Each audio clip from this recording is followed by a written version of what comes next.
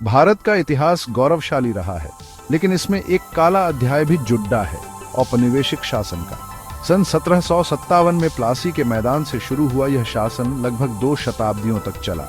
इस दौरान British east India company ने धीरे धीरे पूरे भारत पर अपना कब्जा जमा लिया। यह कंपनी व्यापार करने आई थी, लेकिन देखते ही देखते शासक बन बैठी। भारतीयों को अंग्रेजों के शासन में अनेक कठिनाइयों का सामना करना पड़ा। उनकी संस्कृति, भाषा और परंपराओं पर हमला हुआ। भारतीय उद्योग धंधे नष्ट कर दिए गए और अर्थव्यवस्था को भारी नुकसान पहुंचाया गया। यह काल भारतीय इतिहास का एक दुखद अध्याय है। हाल ही में ऑक्सफैम इंटरनेशनल की एक रिपोर्ट ने ब्रिटिश शासन के दौरान भारत से हुई लूट का भयावह सच उजागर किया है। इस रिपोर्ट के अनुसार 1765 से 1938 के बीच ब्रिटिश शासन ने भारत से लगभग $45 ट्रिलियन की संपत्ति हड़प की।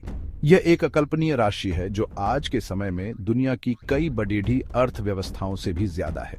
रिपोर्ट में बताया गया है कि ब्रिटिश सरकार ने सुनियोजित तरीके से भारत के संसाधनों का दोहन किया।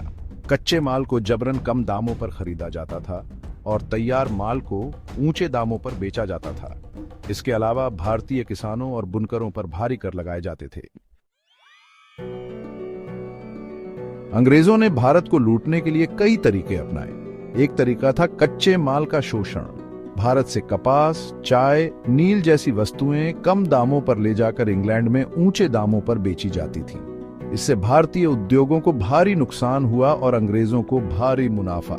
इसके अलावा अंग्रेजों ने भारतीयों पर भारी भरकम टैक्स लगाए रखे थे। यह टैक्स इतने ज्यादा थे कि आम जनता का जीना मुश्किल हो गया था। इन टैक्स के पैसों का इस्तेमाल ब्रिटिश सरकार अपनी शान और शौकत और युद्धों में करती थी। आज भारत आजाद है, लेकिन ब्रिटिश शासन के घाव आज भी हरे हैं। 2 शताब्दियों तक चले शोषण ने भारत की अर्थव्यवस्था और सामाजिक ढांचे को तहस नहस कर दिया था। आजादी के इतने सालों बाद भी भारत ब्रिटिश शासन के दुष्परिणामों से उबरने की कोशिश कर रहा है। हमें यह समझना होगा कि ब्रिटिश शासन का भारत पर गहरा और दीर्घकालिक प्रभाव पड़ी रहा है।